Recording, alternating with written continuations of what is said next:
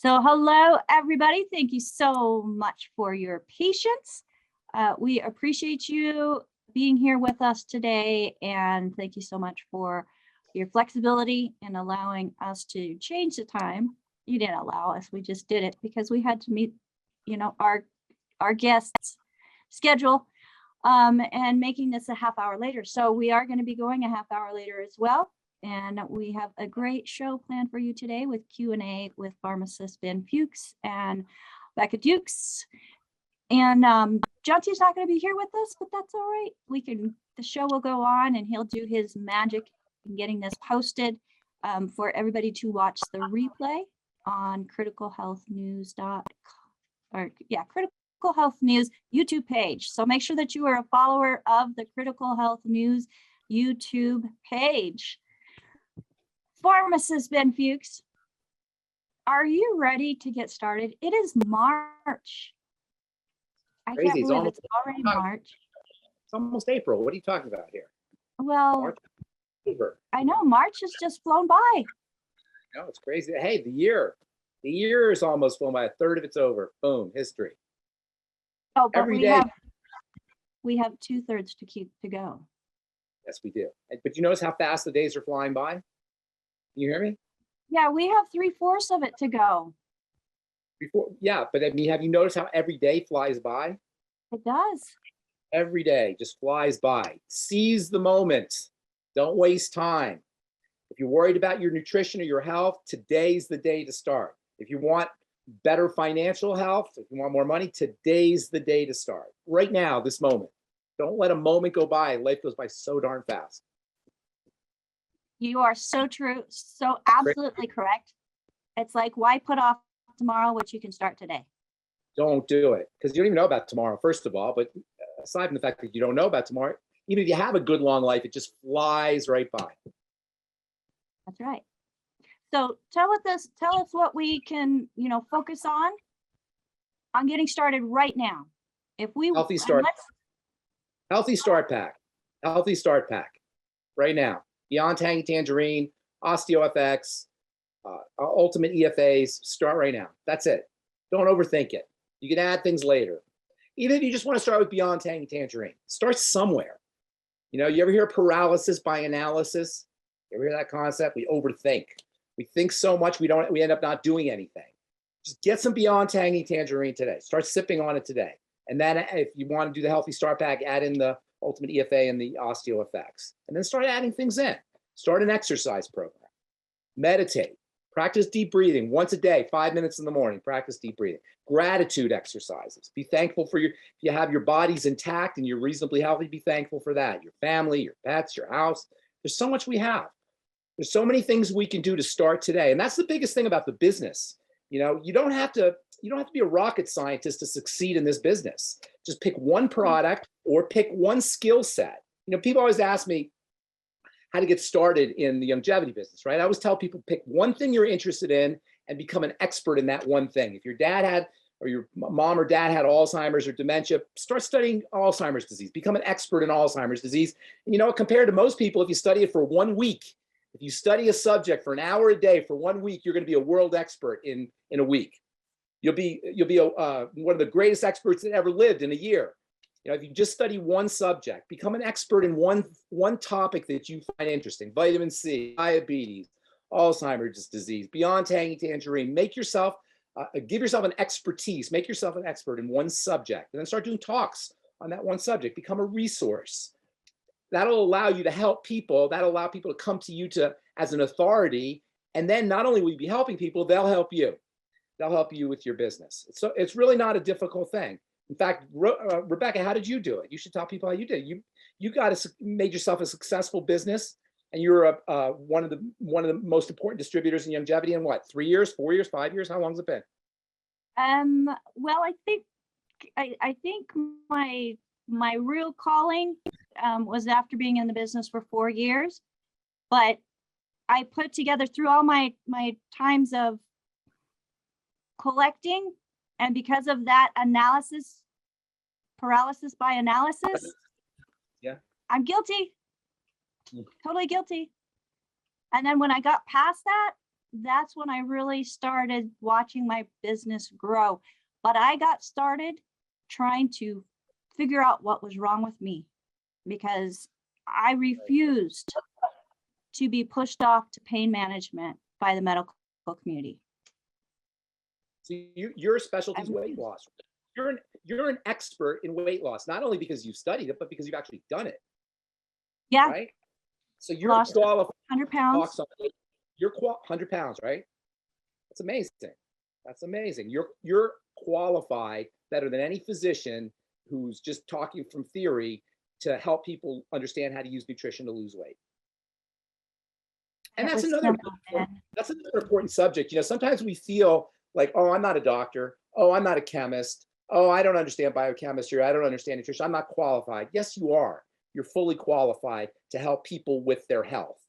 You're potentially you're fully qualified. You know, not everybody's fully qualified, but everybody's potentially fully qualified to help people with their health. You don't have to have a medical degree to help people understand how to be healthy. Rebecca, you are just as qualified as any healthcare professional, anybody with a license, with a medical license, to help people understand how to lose weight. And so anybody else out there who's got diabetes or who's got neurological issues or an autoimmune problem, if you're working on yourself and you see what works, you're just as qualified as any medical professional, pharmacist, biochemist to help people understand how to deal with that health issue that you have successfully dealt with yourself, assuming you have.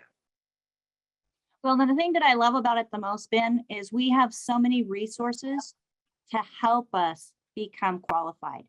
Yes. And for everybody that's on the Zoom with us today, if you are a guest, the person that invited you to be here, they saw something within you, whether it was wanting to help with your own health, where you can be empowered to take control and be your own authority. And through the resources that the individual that shared this program with you has to share with you, you can be that authority. And for all of the distributors that are on here, I am so excited that you are taking it upon yourself to gain more knowledge. And I'll tell you what, I don't know where he is on your screen, but on my screen, he's right here. This man right here is an amazing teacher, mentor. He tells it the way it is, and he keeps it simple because it is simple. It is simple. It is totally simple. It's as simple as what you put in and what you get out. It's as simple as the good stuff in and the bad stuff out. It's as simple as making sure you're getting enough of the good stuff and not the bad stuff. I mean, that sounds trite, but that's really what we're talking about here. Getting enough of the good stuff and not putting the bad stuff in. And that's really as simple as it is. Now, whether it's easy to do, that's a whole other issue because there's psychological factors that play into it. But from a simplicity standpoint, it's supplementing, eating correctly and eating less, and adding in your spiritual, your mental and emotional components. And that's pretty much it. And Youngevity makes it so easy with this, with all the packs and with all the resources, like you say, myself, Dr. Wallach, Rebecca, Jonty, there's a lot of Dr. Reynolds. We have a lot of people who can help people address their health challenges in addition to the specific products that the nutritional products that they can use. We have a lot of people who can help share that information and teach people. And that's what Youngevity is about. It's about information, it's about sharing with people, and it's about incredible formulations that Dr. Wallach came up with. Absolutely. And we also, I don't want to forget, we have the Institute of Holistic Health that goes through and teaches Dr. Wallach's theory. You are part of that training. Dr. Conway is part of that training. And we also work on mindset and overcoming those things that we don't realize are blocks, overcoming those things that we think are limitations, because they're what we think, they're not what might be reality. And we need to create that new reality and set that dream and be given the opportunity and encouragement to dream and figure out exactly what you want, whether it's in your own health, whether it's in business, just in general, family. I know that, working on myself harder than working on anybody else has made me a nicer person to be around. And the fact that I'm no longer in the pain, I think that might have something to do with it too. But you had mentioned something just a minute ago. I lost it, but it'll come back. So let's go ahead and talk a little about, because it is March, we're going to talk about green. We're going to be talking about money, but we're also going to be talking about our veggies. And there is something that Pharmacist Ben, you're a nutritional pharmacist, you're a compounding pharmacist, you are a nutrition expert. You have so many hats that you wear. Right. That makes you such an amazing resource. But I have a lot of people that come to me who are having issues with their thyroid, and they have been told to steer clear of specific vegetables, especially cruciferous vegetables. So can you share with us a little bit as to why or why not? Let's talk a little bit about the thyroid, first of all. The thyroid is your major energy gland in the sense that it produces hormones that affect every single cell in the body. The body is made up, most people realize, it's made up of cells, and the cells produce all the stuff, the tissues. But the living entities in the body are the cells, and as I say on my radio program, I say in my talks, all disease is cell disease.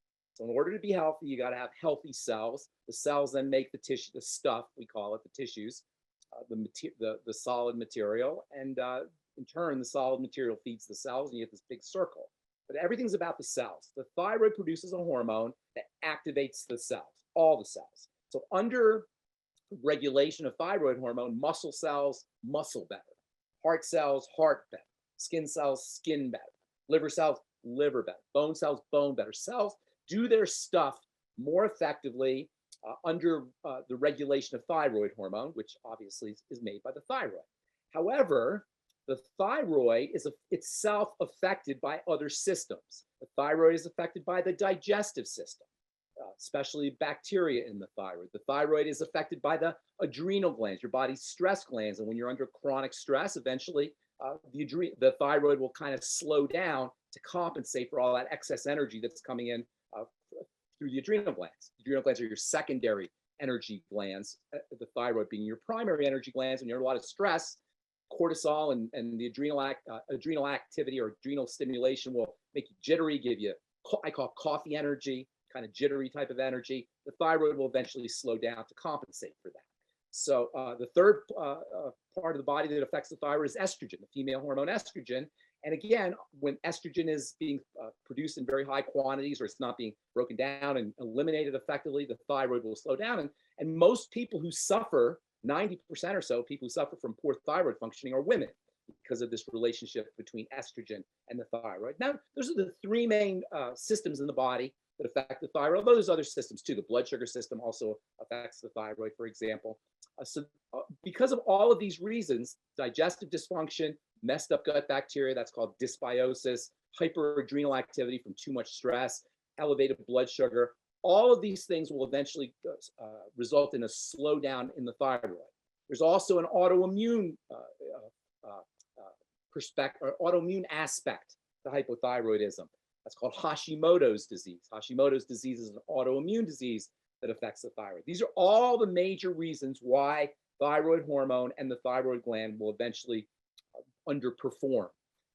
Estrogen, cortisol, blood sugar, messed up gut bacteria and digestive dysfunction, and dysglycemia or messed up blood sugar. Those are all the main reasons why you have a poorly functioning thyroid. There are substances in certain foods that can suppress iodine absorption, and those substances are collectively referred to as goitrogens. A goiter is a swollen thyroid. Under conditions of iodine deficiency, iodine is required for the production of thyroid hormone. Iodine is required for a healthy thyroid. Under conditions of iodine deficiency, the thyroid will swell in an attempt to grab as much iodine as it can. It's called a goiter. And you may have seen it. We don't have it too much because in the 1920s, they started to put iodine in salt, so-called iodized salt. And so goiters don't occur as often as they used to, but occasionally you'll see it. And 100 years ago, I used to see it a lot where the thyroid would get really swollen. And that swelling is called a goiter. These compounds that are found in certain foods are called goitrogens, meaning they cause goiters. There's the most common food source of these goitrogens are cruciferous vegetables. And thus, cruciferous vegetables have gotten a reputation for being a food to avoid if you have thyroid problems. But as I just said, the main reasons for thyroid problems involve estrogen, cortisol, the blood sugar system, and the digestive system. And those are the places, and autoimmunity. And those are the things to focus on if you have a goiter or if you have a thyroid problem, if you have hypothyroidism, not the cruciferous vegetables that contain the goitrogens. That's like a drop in the bucket compared to all of these other factors. Additionally, cruciferous vegetables are the most medicinal, the most therapeutic, and the most nutritionally valuable of all the vegetables. Not, I don't say the most because vegetables are all nutritionally valuable, but certainly they're near the top of the list. They're great sources of vitamin K. They've got a little bit of vitamin C. They've got fiber. They've got great amino acids in them. Cruciferous vegetables contain detoxifying substances, sulfur compounds. There are anti-cancer compounds, and cruciferous vegetables are especially important for female health issues. So these cruciferous vegetables, which include broccoli and cauliflower and Brussels sprouts, are amazingly valuable. So to avoid them, simply because you're concerned about a thyroid problem, which is really caused by estrogen, cortisol, autoimmune issues, digestive issues, and blood sugar issues, seems crazy to me. Additionally, if you steam your vegetables, you break up those goitrogenic compounds. So you can get the benefits of your broccoli and Brussels sprouts and cruciferous vegetables if you just steam them, and you won't have to worry about your thyroid, about thyroid problems, especially if you start taking care of your thyroid the right way. So to worry about the cruciferous vegetables when they provide so much nutritional value and they're such a minor, have such a minor impact on hypothyroidism compared to these other causes, it just seems silly to me. And every time I hear a healthcare professional say something like that, you know, I don't understand it. Don't avoid cruciferous vegetables. They're amazingly valuable, especially if you're a woman. If you're really concerned about goitrogens, steam your veggies. You'll break up some of those goitrogens. And if you have a thyroid problem, focus on estrogen. Use progesterone or pregnenolone, essential fatty acids, your ultimate EFAs, your I think it's called FemFX, the Youngevity product with Vitex and Damiana. There's a couple of really nice Youngevity products that help with the female hormone system. Work on your digestive system. I've talked about the triangle of disease before. The triangle of disease are the 3 points that underlie all chronic degenerative disease, the 3 points of bodily breakdown that underlie all degenerative disease, whether you're talking about cancer or heart disease or neurological diseases or autoimmunity. There are 3 points of bodily breakdown that underlie all of these health challenges: the digestive system, the blood sugar system, and the adrenal thyroid complex. When the digestive system starts to break down, which happens very early in life, we don't absorb nutrients as effectively. Our energy processing suffers. The blood sugar system becomes compromised. Once the blood sugar system becomes compromised, the thyroid, the adrenal glands have to kick in to compensate for that blood sugar dysfunction. Then the thyroid is infected. As I said earlier, the adrenal glands and the thyroid are linked to each other. But here's what happens. The thyroid regulates the digestive system. Thyroid regulates everything. And it regulates the digestive system among other systems in the body, among all other systems in the body. And once you're dealing with hypothyroidism, your digestive system starts to become compromised, and you get this triangle all over again. Digestive compromise causes blood sugar problems, causes adrenal thyroid problems, which then cause more digestive problems and more blood sugar problems, more adrenal thyroid problems. And this triangle of disease, which starts off sometimes in utero, in the womb, certainly very early in life for most people, this triangle of disease that underlies all health challenges starts to tumble into this vicious downward spiral that affects ultimately affects all of the systems in the body because of this relationship of the thyroid to all other systems of the body. So what you got to do is, if you have a thyroid problem, don't worry about the goitrogens. You got bigger fish to fry than broccoli. What you want to do is work on your digestive system. Always, always, always, always. It's not because I'm a food guy. I'm not David Avocado Wolf. You know, I'm not Mr. Organic guy. I'm not Mr. Food guy. I'm just telling you that the body's a closed system for the most part. It runs pristinely, except for it has an opening, which is in the digestive system, which allows things to get inside the body. So working on the digestive system is always job number one.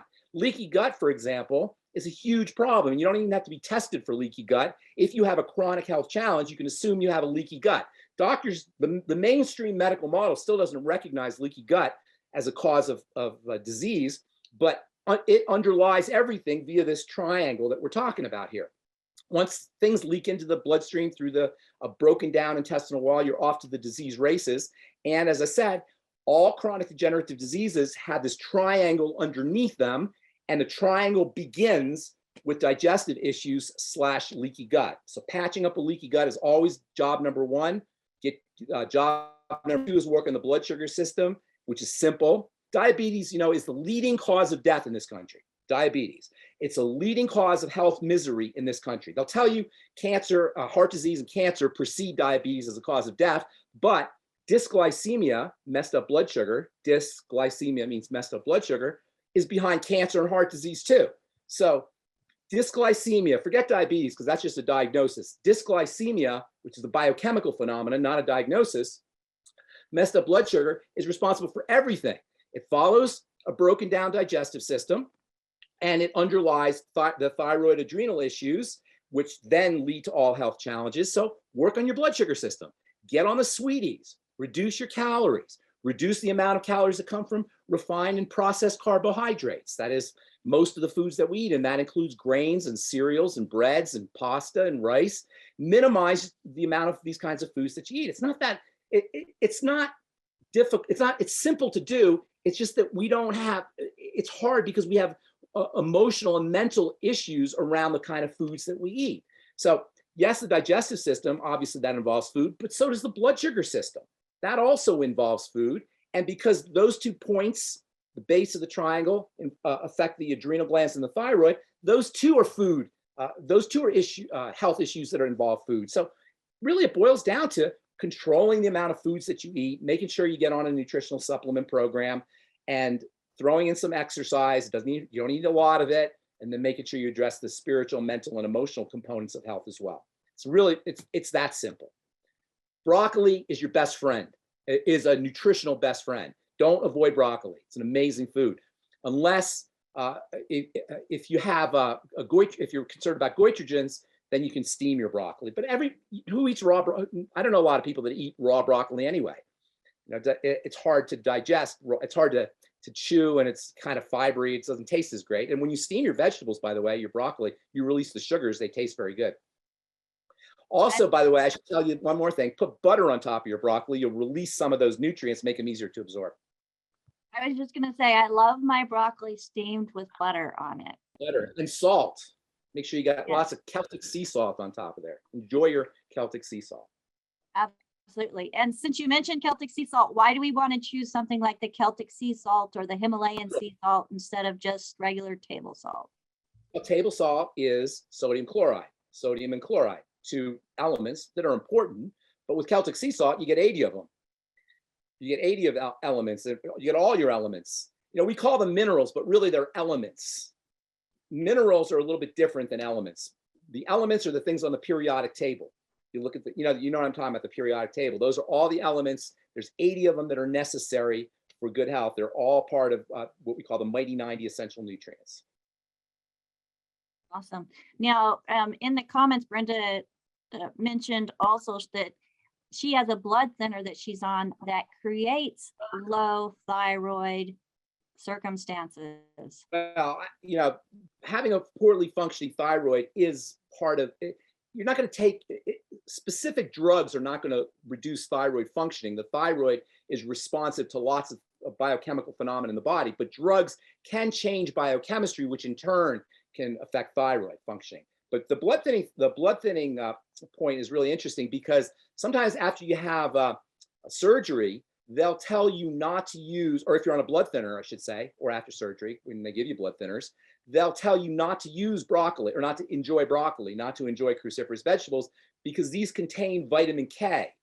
And vitamin K, it's thought, can counteract the blood thinning effects of your drugs or of your prescription medication, which they give after surgery, or if you have blood clots, they'll give you blood thinners, and they'll tell you not to use vitamin K, counteract, or not to eat vitamin K containing foods, which is absolute craziness. Aside from the fact that you need vitamin K, not just for blood thinning, vitamin K is important for skin health, it's important for bone health, it's important for calcium absorption. It plays a lot of different roles in the body. So it's crazy to me that anybody would tell you not to eat green vegetables or cruciferous vegetables because they're afraid it will counteract your your blood thinner. But these vegetables that they tell you to avoid also contain wonderful vitamin C and fiber and vitamin A and minerals, electrolytes, structured water. So why would you throw out an entire nutritional compound, a nutritional complex with numerous essential nutrients simply because you're trying to avoid vitamin K? But that's just the medical model and the medical infused world that we live in. So to me, that's craziness. Vitamin K is really important. Make sure you're using your vegetables. If this gal is worried about her thyroid, and this is true for everybody who's worried about their thyroid, work on your digestive system, work on your blood sugar system, stabilize your cortisol, and for women especially, help the body process estrogen by elimination. And let me just say that let me touch on that real quickly. Estrogen itself is a very powerful hormone, very, very powerful. In fact, if you use estrogen as a medication, like for example, Premarin or estradiol, the dose you get is extremely tiny, like 0.01 milligrams, because there's such a tiny amount floating in the blood because estrogen is really, really powerful, an extremely powerful hormone. And so the body has evolved a system for eliminating estrogen by processing in the liver, number one, and then elimination through the bowels, number two. So estrogen has to be eliminated. If estrogen does not get eliminated, it can accumulate, and that can affect the thyroid, especially the unprocessed estrogen, which is even more toxic than just regular estrogen. Estrogen is broken down in steps, and if it's not completely broken down, if it's incompletely processed, the incompletely processed estrogen is even more toxic than regular estrogen. So if you have a liver problem, which 100 million Americans have fatty liver disease, or if you have bowel problems, you're constipated, and we have a constipation epidemic pretty much, you're going to have problems with estrogen, and that's going to affect the thyroid. So for this gal who's worried about the blood thinner, I would be worried more about what is causing your blood to clot. And that probably involves some liver issues or some metabolic issues, which are affecting the thyroid way more than the blood thinner, which could have an effect on the thyroid. But it's really, if you're going to have to take a blood thinner, you have to take a blood thinner. But what you can do is improve bowel function by using probiotics, by making sure you get more fiber, by taking magnesium. All of these have a bowel health, can improve bowel health, especially magnesium, which is a great laxative. Vitamin C is also great for the bowels too.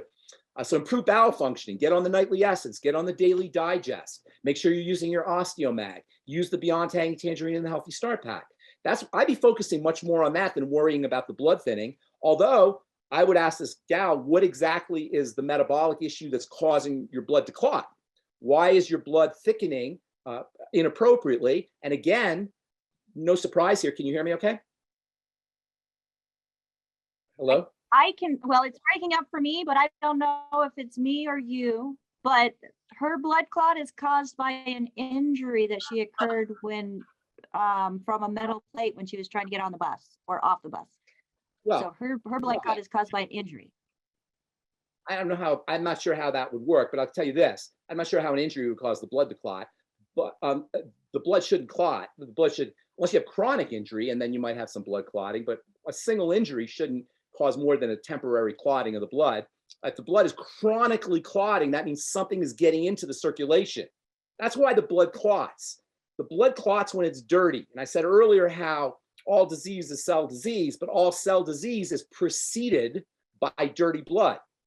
How does the blood get dirty? Well, we got to ask, how do things get into the blood? Well, you can inject them through your skin. That's, injections can make your blood dirty. And many of the symptoms of chronic disease that people have occur quickly when they start injecting things. Like drug addicts, for example, will suffer from autoimmune diseases. There's a phenomenon where vaccinations can cause autoimmune diseases. So injecting things directly into the bloodstream can cause dirty blood issues or clotted, thick, sticky, sludgy blood. But the most likely place where the blood gets dirty, if you will, clotted and sludgy and sticky, and immune reactions occur. Clotting the blood is an immune reaction. It's a defensive reaction. Is through leaky gut. It's through foods that get into the bloodstream, like things like gluten and plant defensive molecules called lectins. So the main reason, again, I don't want to sound like Mr. Food Guy, but it really comes down to digestive health. And the main reason why the blood clots is because things get into it inappropriately, most especially through the digestive system, through the intestine, through a leaky gut. Awesome. Thank you so much. So much information. I hope everybody took some notes. Yeah, If it's a you did lot not of information. Did you hear me repeating myself? Did you hear how I repeated myself over and over again? I'm saying the same thing. Yes, it is a lot of information, and it's actually kind of interesting and fun if you happen to like this kind of stuff, which I do, but you don't need to know it. Work on the gut, work on the intestine, make sure you have regular bowel movements, make sure you're eating fiber, use the Daily Digest and the Nightly Essence and the good probiotics and fermented foods to restore a healthy bacterial population. Stay off of antibiotics. Don't eat dairy and fish and meat that contain antibiotics. It's really not a lot of things you have to do. Move on to the blood sugar system, avoid certain foods, make sure you're using your sweeties, and then relax your body. And that's really the most important thing, Rebecca. I don't want people to feel like this is overwhelming. It's not. Food, food, food. Digestive health, blood sugar health, calm your body down at the adrenal level and the secretion of cortisol level. Food, blood sugar, relax. Food, blood sugar, relax, and get on a supplement program. That's simple, right? Food, that is simple. Food, blood sugar, relax. Food, I'm really focusing more on that relax part. Well, yeah, that's why I say simple, but it's not necessarily easy. Isn't it ironic that? Isn't that ironic though? We all love to relax. We're always stressing too much and we want to relax. We go on vacations to relax. We can't wait till the day's over. The weekend comes because we want to relax, but we have such a hard time relaxing. Yeah, we do. Now, with all of that being said, we are going to be talking about how we can repair the gut, but we do have a question in regards to, do you have any anything that or any insight that you'd like to share about celery juice, juicing celery? Love celery juice. Celery juice, and I remember my dad, God rest his soul, used to call celery and lettuce, he used to call them rabbit food, because it didn't seem like, to my dad, it didn't seem like they had, and a lot of people, it doesn't seem like they have much substance to them, right? And so you call them rabbit food. But it turns out that the very insubstantial nature of celery and of lettuce and of cucumbers and these high watery content foods accounts for much of their nutritional value. The fact that celery is 80 or 90% water is one of the reasons why it's such a valuable food, because that water in the celery or the cucumber or the lettuce or really any vegetable is structured water. It has a certain structure that makes it like a crystal. And if you look at it under an electron microscope, it'll look crystalline. And that crystalline structure to the celery water or the cucumber water or the bell pepper water or the lettuce water allows it to conduct electrical energy very effectively. And so the structuring of the water in celery, which comes out in the celery juice, makes that celery juice very electroconductive. And then you throw in the electrolytes, the minerals that are the potassium and the calcium and the sodium and the magnesium that are in celery and lettuce and bell peppers and cucumber and these watery vegetables, makes the drink, the celery juice itself, or whatever kind of vegetable juice you're doing, very electroactive. And so you're drinking a substance that not only can really, really hydrate you because of its electrical activity, but it can upregulate your electrical activity. And while we talk about chemistry all the time and with nutrition, really we're electrical beings. And anything that improves the body's ability to process electricity is going to improve our health. And celery juice is a great way to do that. So I'm a big fan of celery juice. Always mix a little salt in with Celtic sea salt or Himalayan salt in with your celery juice. You'll amp up the electrical energy even more, and you'll get all the value of that of the elements from the salt plus the crystalline or structured water that you get in the juice. Very especially important for the digestive system too, by the way. Yes, it is.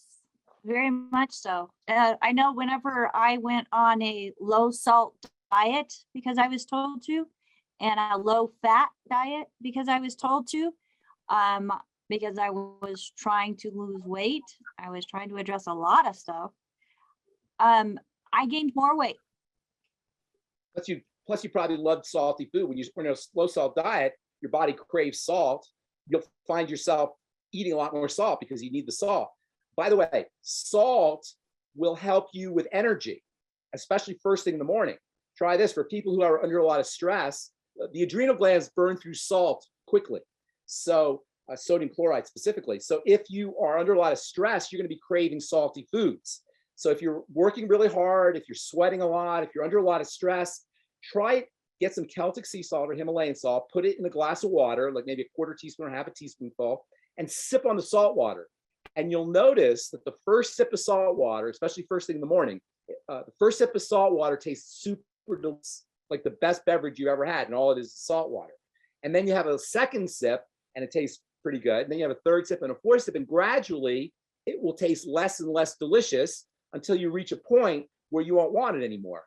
And then if somebody puts French fries in front of you, or potato chips, or all these kind of salty foods that we crave, you're not going to want any of those. Once your body's met its need for the elements that are in quality salt, you're not going to want salt anymore. So you can tell you have salt needs by salt cravings. Likewise, fat needs by fat cravings. Same thing. Once you have enough essential fatty acids, you're on your ultimate EFAs for a while, or you're using some kind of quality essential fatty acid supplement, you're going to find that you don't want fatty foods anymore.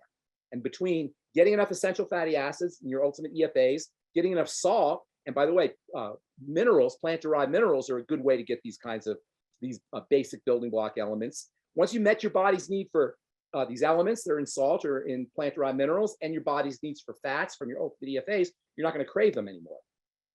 That's how you get it. That's how you hack into your cravings, not by willpower, but by actually giving your body what it needs so it doesn't want the bad stuff, the good stuff so it doesn't want the bad stuff.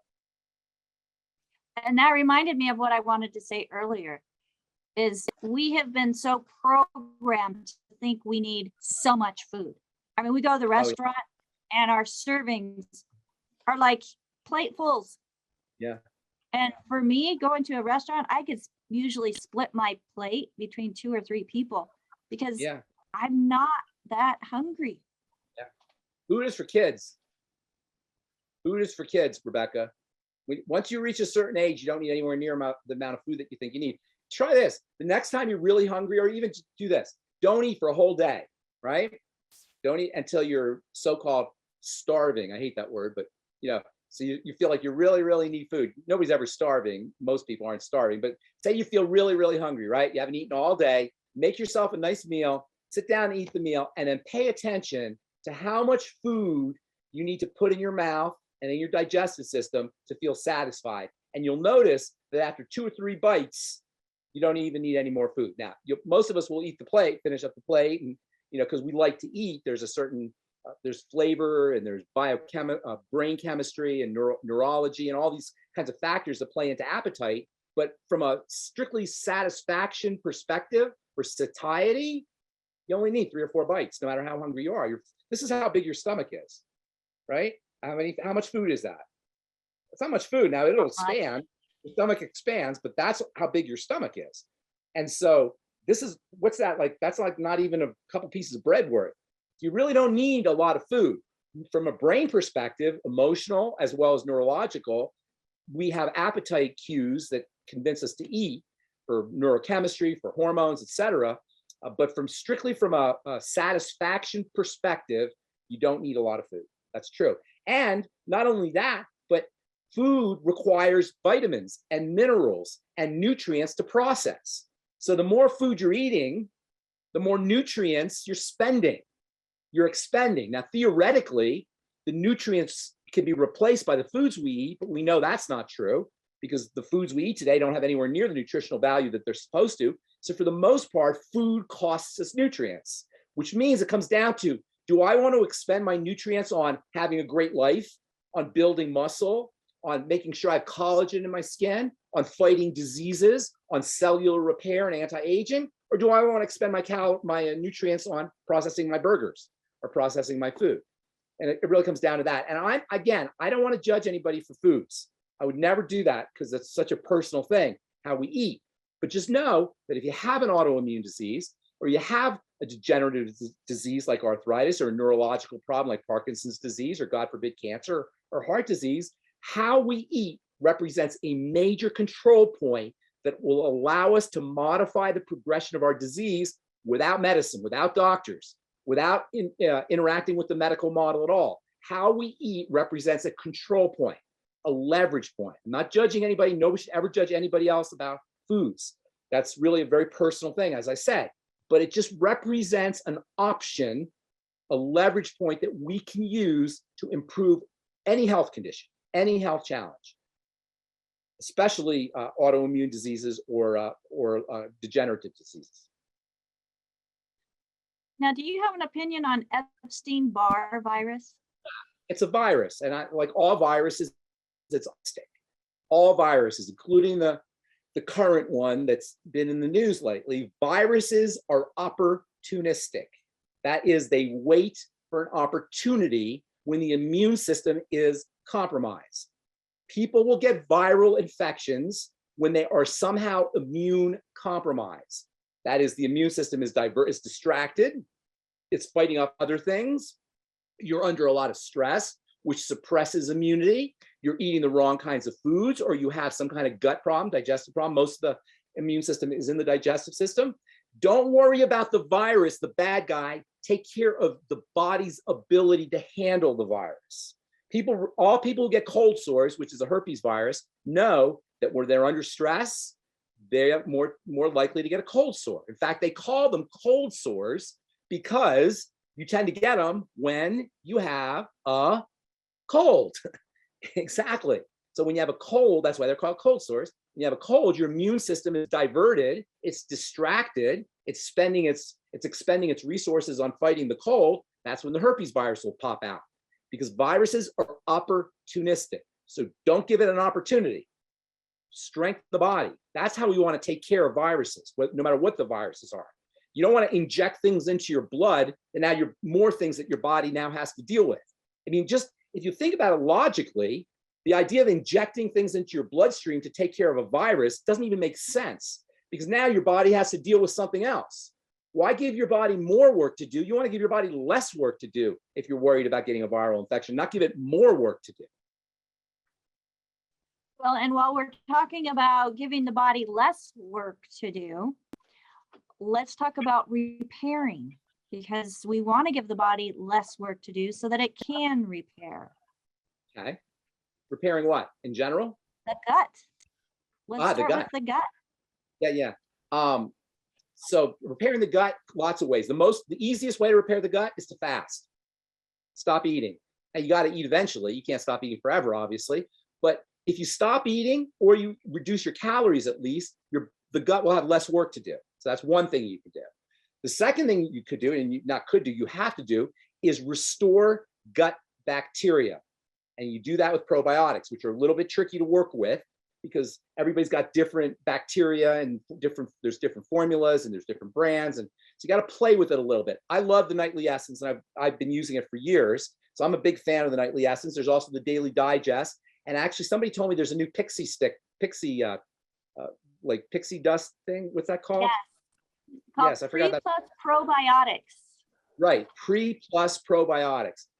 By the way, there are prebiotics, there's probiotics, and there's something called postbiotics. Have you heard of postbiotics, Rebecca? Well, the There's postbiotics feed the probiotics so they can keep on going, right? Yeah, but you know what postbiotics are? It's fiber. No, fiber is a prebiotic. It feeds that's the right. probiotic, right? Postbiotics are things that the bacteria secrete. Bacteria will actually secrete compounds that are healing, compounds that are muscle building, compounds that are important for brain health. Bacteria will actually secrete appetite suppressant compounds. Bacteria will secrete compounds that help relax the brain and calm you. Bacteria will release compounds that support the immune system. These are called postbiotics. And so if you don't have the right probiotics, you're not going to be able to make these postbiotic compounds. So probiotics, good bacteria, are a must-have. You can get them in supplements, obviously, as we said, but you can also get them from foods. Kefir, miso, tempeh, sauerkraut, which I absolutely love sauerkraut. Any kind, and you can make your own fermented food. There's a great book called The Art of Fermentation. which, have you heard of this? It's a great book. It's real easy to read. It has great recipes for making your own probiotic rich foods. All you got to do basically is slice up your lettuce. You have it? It's a great book. Yeah, it's got great recipes in there. Pickled beets, anything that has bacteria in it can help support your natural probiotics. And these kinds of foods also have acid in them, which is important for the digestive system, and enzymes in them, which are important for the digestive system. And that's another thing you could do, by the way, for not only for digestive health, but also for blood health. The ultimate enzymes from Youngevity, they're digestive enzymes, so they're going to help you digest your food. You got to make sure you have a little acid to activate the enzymes. So maybe some apple cider vinegar if you're not making enough stomach acid. There's something in the ultimate enzymes called betaine, which helps activate them. But here's the thing about the ultimate enzymes. They also clean the blood, because the clots that we talked about earlier, the dirty blood, the sludgy blood, that material is proteinaceous. It's protein. And digestive enzymes taken on an empty stomach will go into the blood, and they'll act like a roto-rooter for the bloodstream. So using digestive enzymes, using the ultimate enzymes, is not only important for the digestive system, it can also have beneficial effects for dirty blood. Then the glucogel caps and gelatin in general can help repair a leaky gut. And the glucogel caps also, as a bonus, have a blood thinning effect or a blood cleaning effect. So the glucogel caps are also important. Collagen peptides can help, the collagen peptides, and for that matter, whey protein in the Fit Shake also has a benefit for the digestive system and for intestinal health. And last but most certainly not least, your ultimate EFAs are important for intestinal health. Keep in mind, if you have a leaky gut, okay, you have a leaky gut, it's not only going to cause the entrance of toxins into the bloodstream to clot and create a sticky blood situation, you're also going to be dealing with malabsorption issues. So you're also going to be suffering from nutritional deficiencies if you have a leaky gut. So making sure you repair that gut is really important. And last thing I'll say about this is one of the major causes of a leaky gut, which follows inflammation, is fried processed fats.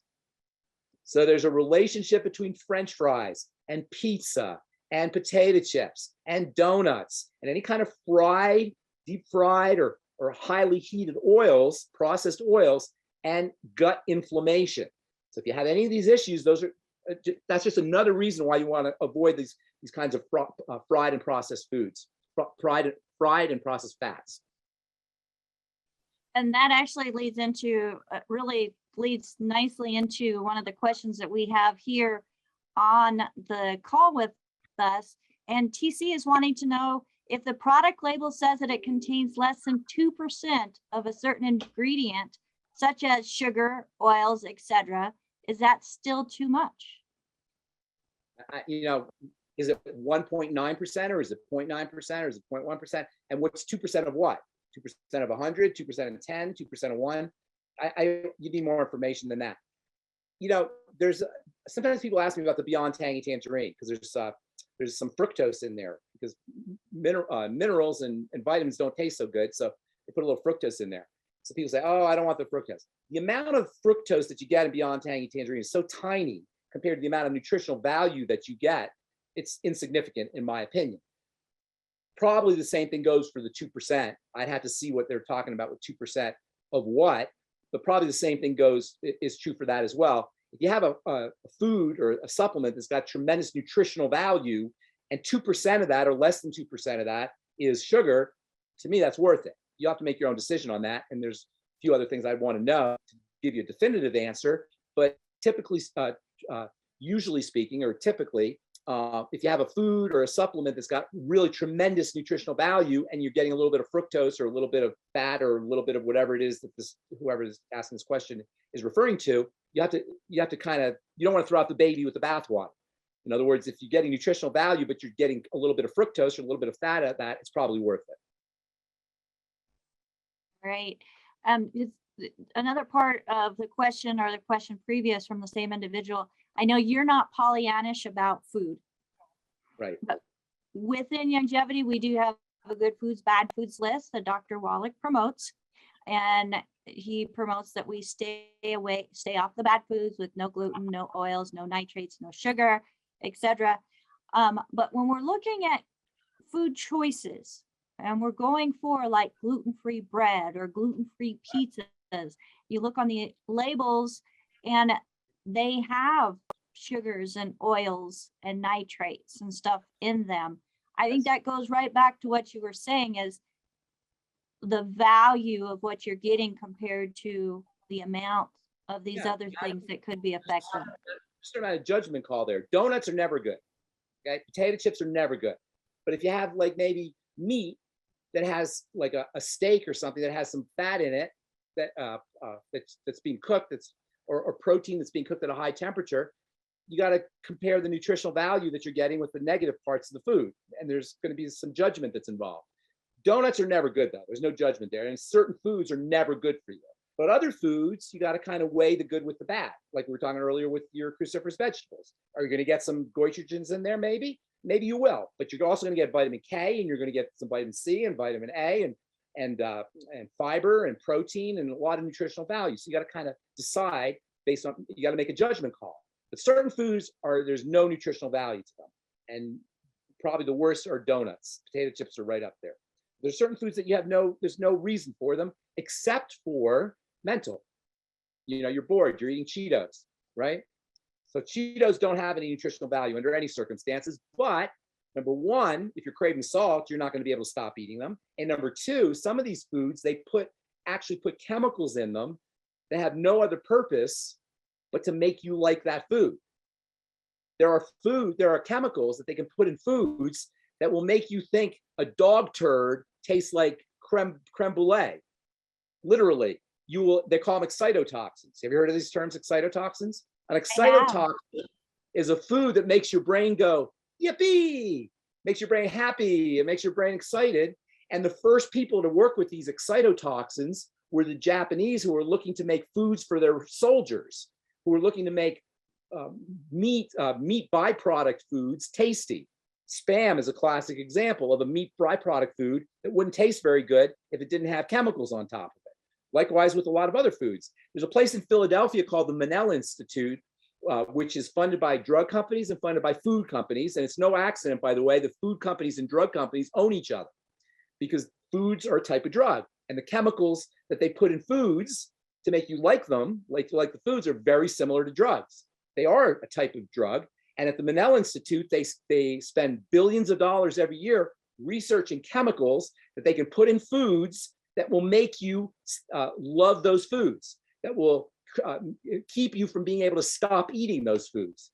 These excitotoxin type molecules, these flavor enhancer type molecules that make anything taste delicious. So you got to be careful with these kinds of things. Let's talk about food, and let's talk about relation to things, the feel-good things in our brain. Like for me, I love bobo tea and apple fritters. You like what? Bobo tea and apple fritters. I don't do it very often. I know what apple fritters are, but what's bobo tea? Bubble tea. So it's you get it at some Asian restaurants, and they put either tapioca pearls or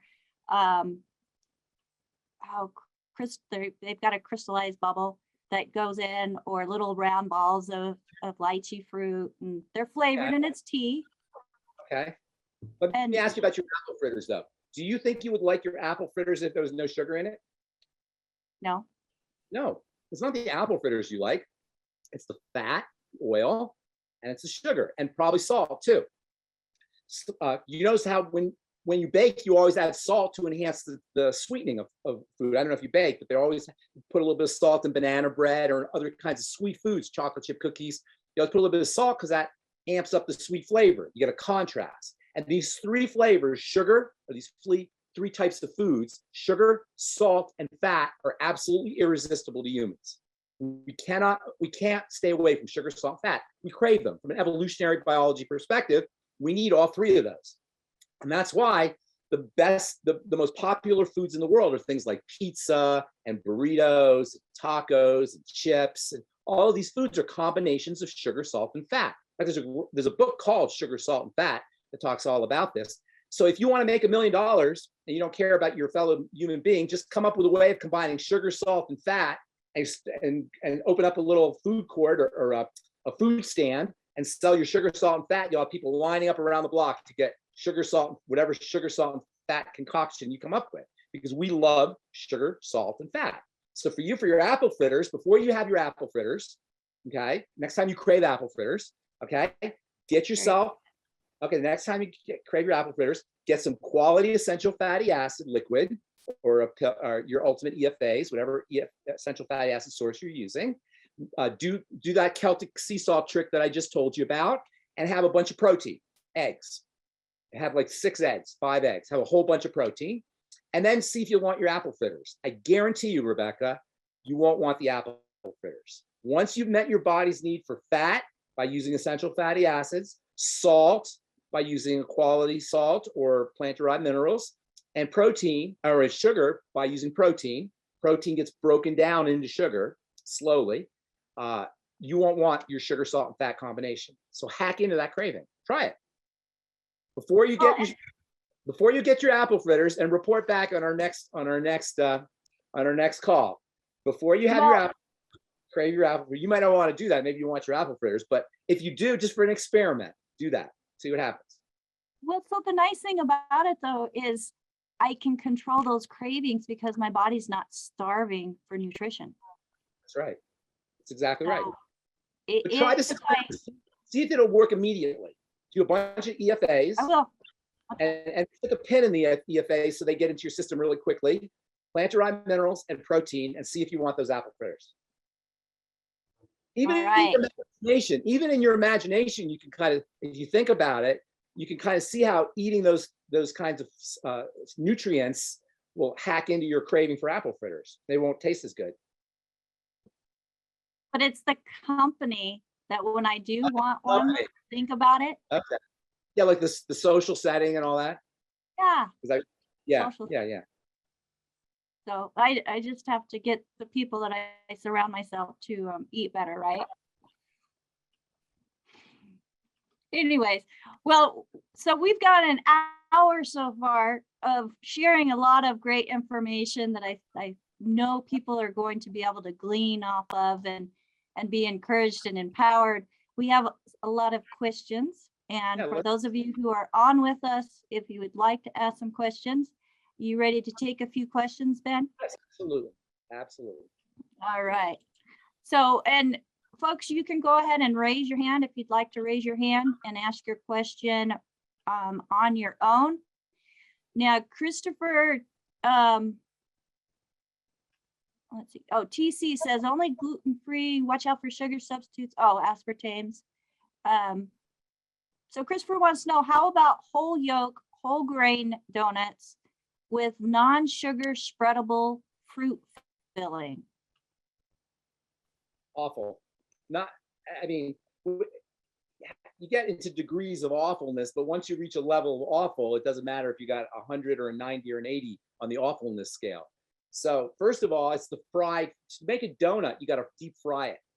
When you deep fry a fat, you distort the fat molecules and you turn them into very, very powerful carcinogens and inflammatory molecules. So whether you're talking about, non-sugar sweeteners and that kind of thing, if it's deep fried, and that's how you make a donut, is you've got to deep fry it, you're going to run into problems. As far as the non-gluten goes, I was going to mention this when you talked about gluten earlier. Gluten is just one of thousands of molecules that are in plants that are problematic. And so these gluten-free pizzas and gluten-free breads and gluten-free bagels and gluten-free donuts and gluten-free snacks, they're kind of misleading because there's other compounds, there's other plant compounds that are problematic in addition to gluten. For example, oats, which is marketed as not having gluten in it, has something in it called avenine, which is just as problematic as gluten. Corn doesn't have gluten, but it has compounds in it that are similar to gluten that are problematic as well. Likewise with rice, likewise with barley. So just because something doesn't have gluten in it doesn't mean you're out of the woods. You got to eat a food and see how you feel. That's basically the best way of determining how good a food is or how problematic food is. If you have skin problems, that's great, because there's a major relationship between the foods we eat and rashes and acne and boils and various skin lesions and skin barrier problems like eczema or psoriasis. So eat a food and see what happens to your skin. Eat a food and see what happens to your digestive system. If you have bowel problems, eat a food and see if you have brain issues, brain fog issues. Eat a food and see how you respond. Yes, it's true. There's good food. Like we said earlier, there's foods that are bad no matter what, like donuts and French fries, but there's certain foods that are like in the middle. And so my suggestion is don't just go with gluten-free, because there's lots of compounds that are found in grains that are not gluten can still be problematic. Eat a food and see how you feel. In the case of donuts, there's no such thing as a good donut, because to make a donut, you got to deep fry the bread, the dough. Donut is deep fried, and that's always going to be a problem.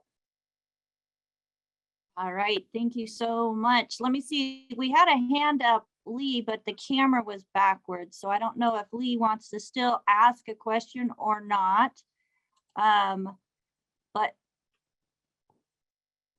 Lee, if you want to go ahead and unmute yourself. Lee's iPad. Do you have a question for Pharmacist Ben? Okay, I do have a question. I have a question I want to know if there's anybody out there who's succeeding in the longevity business. I want them to help to share. If there's anybody out there who's built themselves a longevity business or who's starting to build a longevity business, I'd like to hear how you're doing it. If anybody wants to share. I'd love to hear that too. Because I glean ideas off of other people. So for everybody that's out there, if you're doing something that's working and bringing in leads or collecting customers, whether it's within your own community, whether it's reaching out beyond your community, we want to hear about it. I know. So I have my buddy here who is a health coach, who is a business partner. Smile, Heather. Hi. And we are working on putting stuff together for vendor events. So I think we have 7. Yes, including the We- fair. Yeah, we have 7 events that we are all signed up for and getting ready to reach out and just create more awareness on what you can do and be empowered with your own health. There's somebody out? We have somebody? Am I breaking up? Am I breaking up? You were breaking up a little bit, but I wasn't sure if I was or not. So raise your hand. Anybody out there that is working this as a business and would like to share what they are doing? Because I know we have some people on here that are successful in building their business. And so this is my thing. It's progress over perfection. I even had a t-shirt made. So if you're doing anything that's creating progress in building your business and helping others and creating more awareness in the community, we want to hear about it. Oh, we've got some hands up. Okay, so Lee, go ahead. You are unmuted. Hi, Ben, it's Lee from Evergreen. Oh, hey, Lee. How you doing, buddy? Lee was at my talk last week. Oh, awesome. Hi, Lee. At any rate, I've gotten a lot of your information that Barbara needs more so than me. And one of the things I really am excited about is you mentioned the Essential Nighty or the Essential Night probiotics. Say again, Lee, I'm sorry. The Essential Night. Nightly that come- essence, maybe? Yes, the Nightly Essence. I'm sorry. Yeah. Okay. And that will probably be what she needs to be taking for her leaky gut syndrome, at least as a starter. Yeah, did I give you one last week? I meant to give you one. You did. And so she's been trying it, and and she's been telling me how her stomach feels a lot better. Deal. The problem is we don't stay away from some of the foods that, I don't want to say they're fried, but we did have a gluten-free pizza the other night. Well, here's the thing. You wouldn't have liked the gluten-free pizza if there was no fat on it. So Right. right. So what Right. you want to do is give yourself fat before you go out for pizza. Get some Ultimate EFAs. That's the EFA capsules, Lee. That Youngevity's EFA capsules are called Ultimate EFAs or Ultimate EFA Plus. Stick a little pin in them, right? And squeeze out the oil that's inside the capsule and do 4 or 5 of them before you go out for pizza. And Oh, boy. you'll find that you'll naturally want less pizza. Okay. Also, you wouldn't like your gluten-free pizza if it didn't have salt in it. So before you go out for your pizza, in addition to your Ultimate EFAs, the capsules, the fat in the capsules, do some Celtic sea salt in water, or do some plant-derived minerals, and meet your body's need for elements, for minerals. And then you'll find that you're less likely to enjoy salty foods. And because we love bread so much, bread being starchy and sugary, when you eat bread, it breaks down into sugar in your mouth and in your digestive system. Protein is a great way to hack into sugar and starch cravings. So do some Fit Shake before you go out. And then you do all 3 of those things, then go out and have your pizza. And what you'll find is you're going to want the pizza less, and you'll naturally eat less pizza. Follow me? So don't try to willpower it. Don't try to muscle your way through your cravings. Hack into them. Well, but here's the problem. We intentionally went out and bought gluten-free pizza to cook at home. It's unfortunate, and I think it comes down to willpower and discipline, because Barbara's quick to remind me the next day how her stomach doesn't feel so good after what we ate the night before. So I just have to reinforce that, but it's not easy. Well, that's what I'm saying. Willpower is hard. I don't have any willpower. I don't ever trust my willpower. I hacked into my cravings. If you hack into your cravings, you'll find you need willpower less. Willpower is really hard. And not only that, but willpower is a limited resource. So you'll find if you're using willpower to do certain things, you have less willpower available for other things. So we only have a limited amount of willpower. So trying to use willpower for everything, it's not a really great strategy. And that's why I like hacking into my cravings rather than trying to fight through them.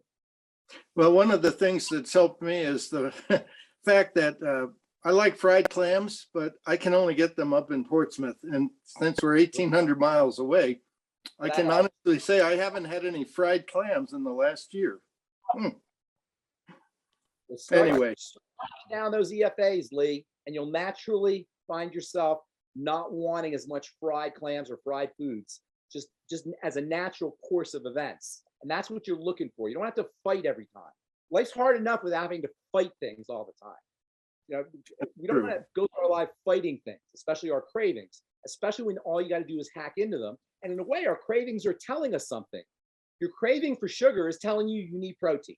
Your craving for salt is telling you you need minerals. And your craving for fats is telling you you need EFAs, quality fats. All right. Well, I appreciate that. And I have another question for you, but it's off task. It has to do with, we noticed there are 3 levels on the website of what you can join. And we don't want to be a seller, but we'll talk later if that helps. Rebecca's the right person to talk. Rebecca, for anybody on the call, by the way, Rebecca is an incredible network marketing guru, incredible network marketing resource. If you have any questions about the business, how to build the business, the different levels, call Rebecca. Rebecca, can you reach out to Lee, maybe help him out? Absolutely. So Lee, if you want to go to beccadukes.com and there's a contact me there. That's beccadukes.com. Use the contact me and I'll get connected with you, okay? All right. I appreciate that. Thank you very much. Absolutely. So let's go to, Natalie had her hand up. Natalie, where did you go? So I know Natalie is doing some great stuff in building her business. Go ahead and share with us, Natalie. Something that worked out really well. We have a husband and wife chiropractic team that I met up with several weeks ago, or a couple months ago now. They've opened up a brand new practice and they're very much on the neuro practice of chiropractic. They actually even use the thermography tool to look at the inflammation spots along the spine instead of just simply looking at x-rays. You know, they'll do x-rays if there's a specific target area, if they need to look at structure, but they really come from the neuro side of things, which is really amazing. But in our talking, because we understand that alignment is important, but oftentimes the alignment cannot hold itself if we continue to have disruptions in the organs and the other supplies. And so they have partnered with me that they actually have in their adjustment rooms a contact card of mine that as they have someone that continues to have a chronic systemic situation that keeps interfering with their alignments holding, they will give them my card, and then we'll get together and we'll go through the health evaluation and actually help educate them to understand where some of those nutritional elements are interrupting with the ability for their spine to stay, you know, in the body's wellness. You know, it's always going to adapt itself, but we can help minimize nutritional elements by improving conditions so that those spinal adjustments can actually hold a lot better and stronger for their overall health. So that's been a neat thing that's just opened up for me. So I wanted to share that as a possibility to collaborate with your area practitioners. And, you know, I can't do it all, but I definitely will partner with people who can support those other elements in our wellness team. So just wanted to share that.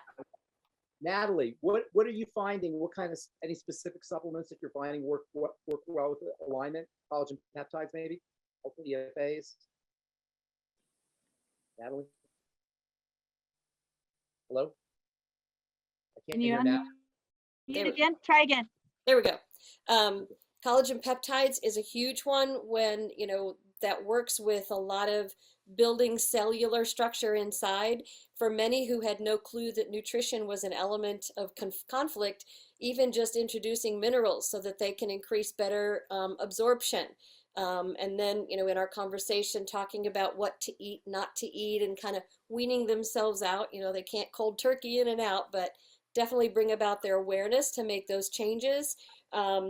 The microbiome is my favorite. I know that's a little pricier for some, but it's such a, when you talked about all the elements of the microbiome, it's a great one that helps them in that gut health. And then it kind of helps, like, as I've noticed, it's helped filter out the other things because you've set the gut right. And now we get some really clear messages on bone and joint, or is it, you know, blood sugars or whatever the case may be. So those have been the two that have been really good. And any chance I can get them on the BTT just to have, you know, putting those 90s in there so the body has its tools, that it doesn't have to go after it in other places, is another one. But yeah, those are some key ones that are really important there.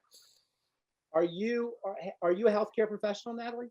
I am part of the holistic health, our holistic health coaches. As an educator, my field is in early childhood. So a lot of my studies was in understanding, laying those groundwork for nutrition and movement in little ones as they grow and develop, which transfers to older people, where we now get to look back and find out where missing puzzle pieces are there, either because of a poor upbringing in nutrition or perhaps some kind of a health condition that, or medications that are now compromising some of those other health pieces. So I just apply what I learn and try to continue to always be a good resource, but always watch that line to make sure I'm not, you know, I'm not treating, I'm not creating, and I will definitely further them on to someone when something really keeps showing up. It's like, you would need to talk to your practitioner about this condition or this, because I can give you this support and we can work from nutritional and supplemental sides, movement, those elements. But, you know, if there's definitely something that keeps becoming an issue, you do need to see, you know, somebody like Dr. Ben.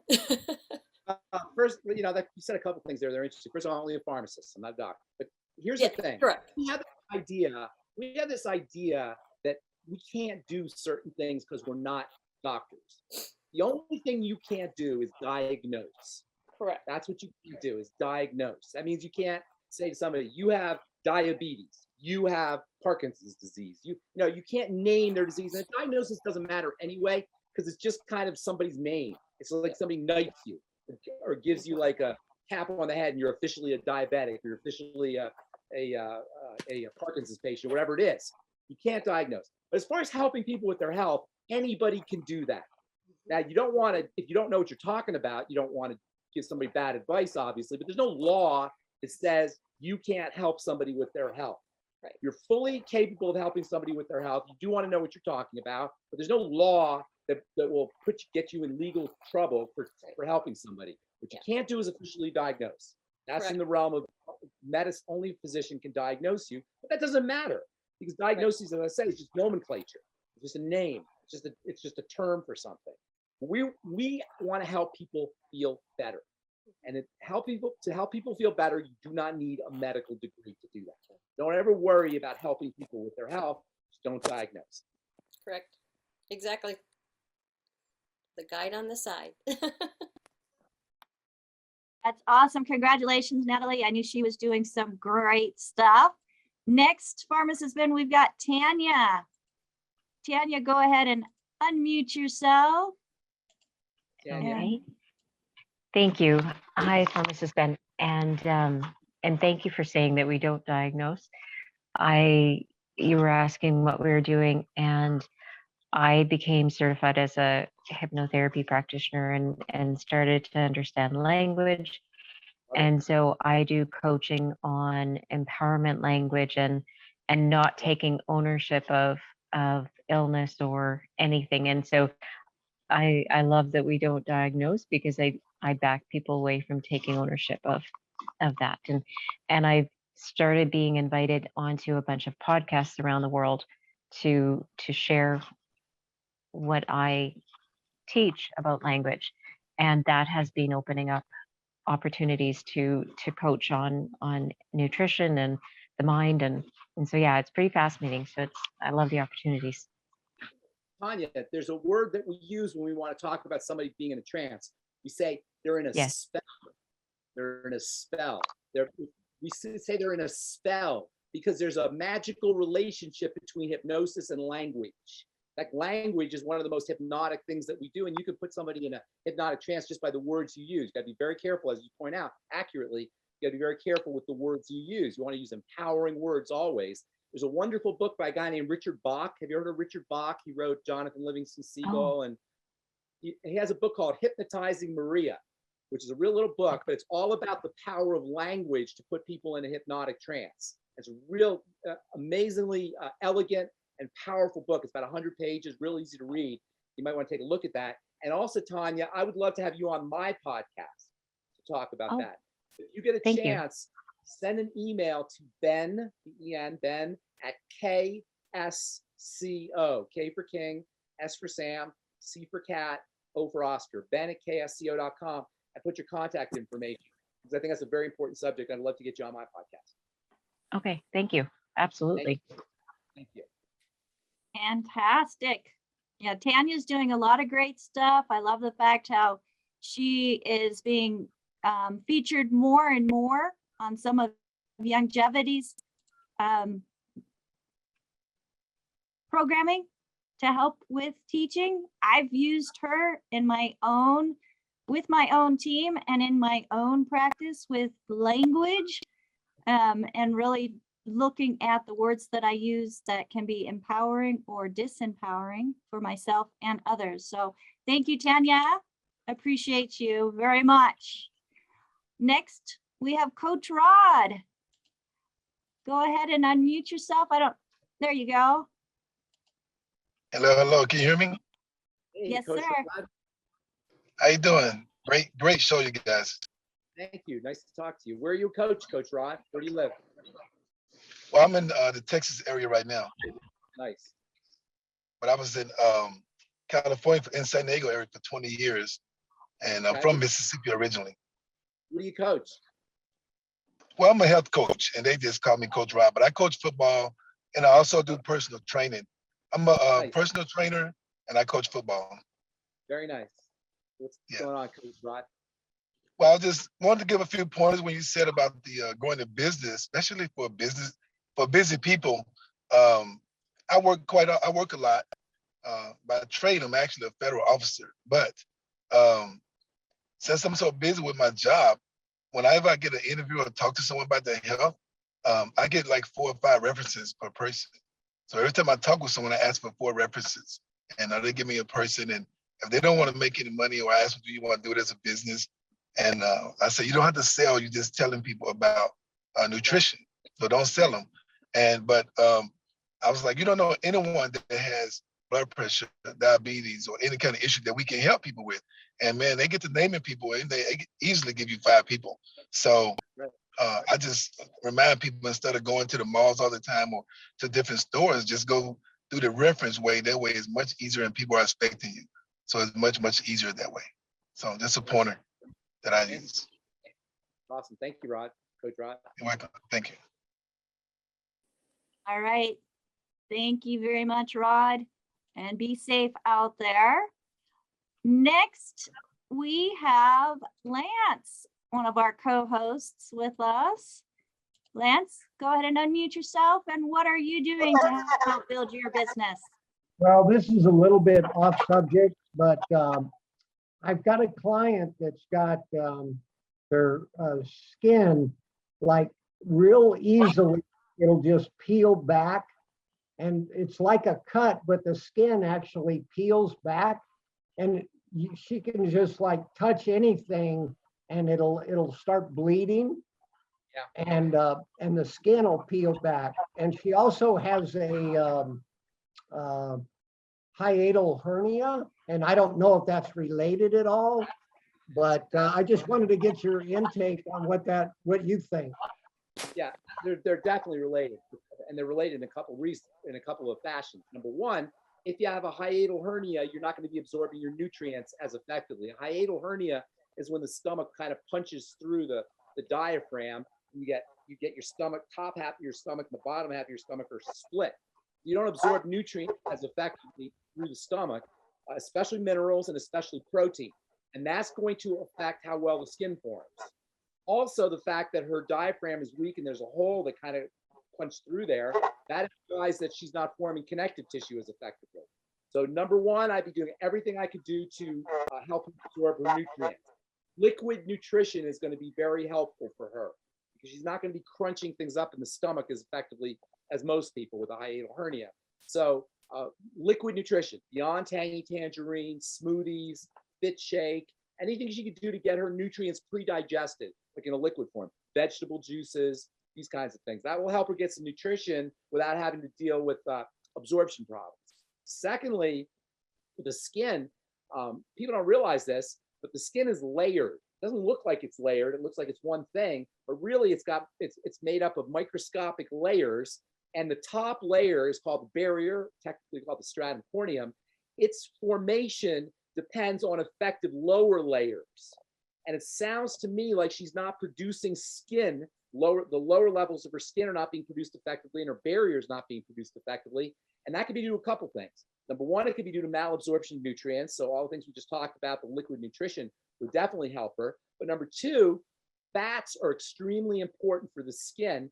And so it may be that she's having a problem absorbing her fats. Once you have a hiatal hernia or stomach problems, you're not going to be, the digestive system downstream, which is the intestine and pancreas, the gallbladder, and even the liver, are not going to be firing on all cylinders. Once you're not crushing up your food effectively with the stomach, the rest of the digestive system and digestive health becomes compromised downstream, and that could involve issues with fat absorption. So making sure she's taking care of her fats by using the ultimate EFAs and the ultimate enzymes with her fats. Because in order to absorb fats, you've got to be making bile, and your ultimate enzymes contain precursors to bile that will help her absorb her fats. So liquid nutrition, ultimate EFAs, and ultimate enzymes for the bile, for helping her absorb her fats. That's what I would be doing. Okay, great. Thank you, Ben. I really appreciate it. Okay, let me know how she does. Okay, I will. Thanks. Thank you. Great question. All right, anybody else have anything that they are doing in their business that you would like to share with others to help them?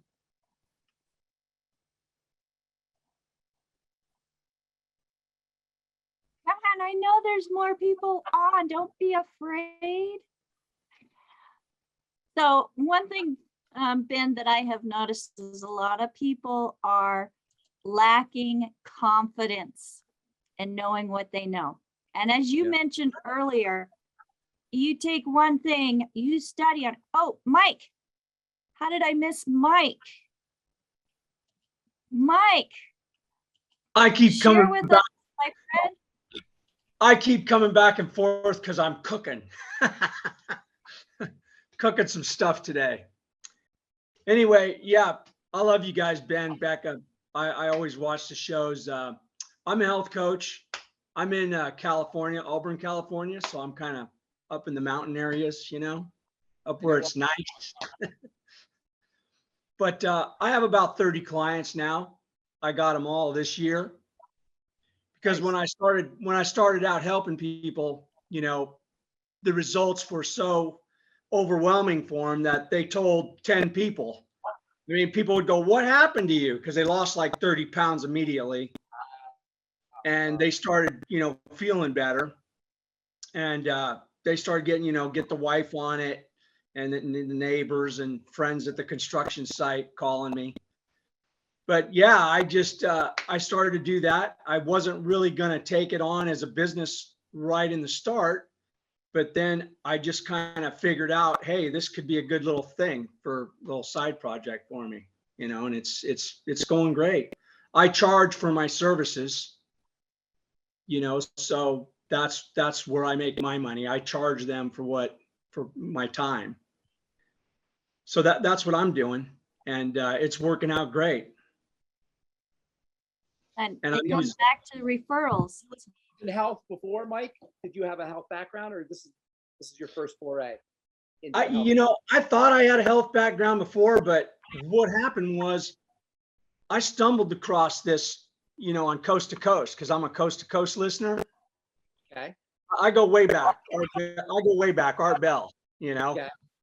So I'm 62. You know, Okay. well, now I weigh like 187 pounds now. But when I started this, I was weighing 240 something, and my health was bad. I heard Doc on Coast to Coast. And I thought, oh, here's another one of these guys got the answer for everything. Yeah. Well, I had heartburn and I was up late that night. So I said, you know what? I'm going to check this out. I like this guy. He's right to the point. He's hardcore like me. And I jumped on the internet, and I've subscribed to the channel, Ask Talk Live at Critical News, you know, .com, criticalhealthnews.com. Right. And I started getting the emails, and I started doing the Doc Live classes. And then I started ordering the vitamins. Awesome. And then I started paying attention to what I was doing. And then I lost like 40 pounds in less than 90 days. Wow. My foot pain went away. I couldn't go on long walks because my hip would start hurting. But I was eating like 3 MSMs 3 times a day. And I was doing the healthy brain and heart packs. And I just went for it. And I started feeling so good that I got off all my medications. I had high blood pressure for 30 years because I've been in business my whole life. So I always had high blood pressure. I probably didn't have high blood pressure because of my health. I probably had inflammation that caused the high blood pressure, because as soon as I got on the nutrients and started eating healthy, my blood pressure went down to like 100/60 something. And I had to tell my doctor, and he took me off my blood pressure pills. He weaned me off them. That's awesome. That's a great Yeah. story. Yeah. Good So, job. I mean, I benefited from all this, not thinking about doing anything in a business part of it. But then I started looking at it because, you know, I'm always interested in making a few bucks on the side, because that's just the way my brain works. And I know Becca, so I figured out, you know, talking to her about some things, and I figured out a little solution of it. And I put up a website. Wow. And so I have my health business now, and I hand out cards to my clients, and they hand out cards. How does it make you feel when you help somebody, Mike?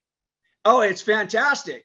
You know, it's unbelievable, but it's not hard. It's like you said, you don't have to be a doctor to help somebody that's sick, because I was there. I fixed my sugar problems. They were putting me on metformin. I never took any of them. because I heard Doc talking about it. Right. But I had the bottles in my cabinets. I was just scared to take them because I read the side effects. I'm kind of a wimp that way. You know, I get scared when I go to the doctor. But now I just had my last physical in January and he said, see you in a year. I was going to the doctor every 2 or 3 months. I was going to the doctor Great because I was story. falling apart, you know. Now I do 5-mile power walks and I like to exercise. So, you know, I pump a lot of iron. Nice. Good I do job. lots of push-ups. I have no aches and pains. And as far as all the cravings, those will go away because as soon as you stop eating fried foods for about 6 months and then you eat some of it, you get so sick, you don't want to eat it anymore. That's what happened to me. That's an awesome story. Thank you, Mike. Thanks for sharing that. That's an awesome story. Thanks. Everybody out there who's listening, who's not part of Youngevity, wants to be part of Youngevity, that's what's possible. What Mike just said, not only to make money, not only to get off your prescription drugs, not only to lose weight and feel better, but to help other people. Thank you so much, Mike. That's awesome. Rebecca? Well, we are at the top of the hour. We are time-wise. I know you've got a busy schedule and have to get to your next one, but I just want to thank everybody for joining us today. If you were invited by somebody specific and you are a guest with us, get back with the person that invited you to this program, whether it's to get products itself, whether it's to get involved with the business. You know, when I first started and I started getting my results, I didn't even know there was a business associated with this, but I was telling people about what I was doing because they were seeing it, they were asking. And when you're able to share something with somebody else that is working for you and you get a thank you check for that, there is nothing that has greater purpose than being able to positively impact and help somebody else. So I encourage you to take a look at the Youngevity business, as there are so many different benefits to it, and especially the community, Ben. The community, the family that we have created here. Heather and I live in a small little town of less than 800 people. And we have more friends that we're surrounded with in our Youngevity business that keeps us in that positive mindset where we can go out into the community and be that light of hope. So everybody, thank you so much for joining us, Ben. Thank you. I will see you in 2 weeks. Can't 2 wait. weeks. Thanks, Rebecca. Very much, Ben. All Thanks, right, everybody. everybody. Becca, Have a great one. We'll talk to you later. take care. Bye-bye.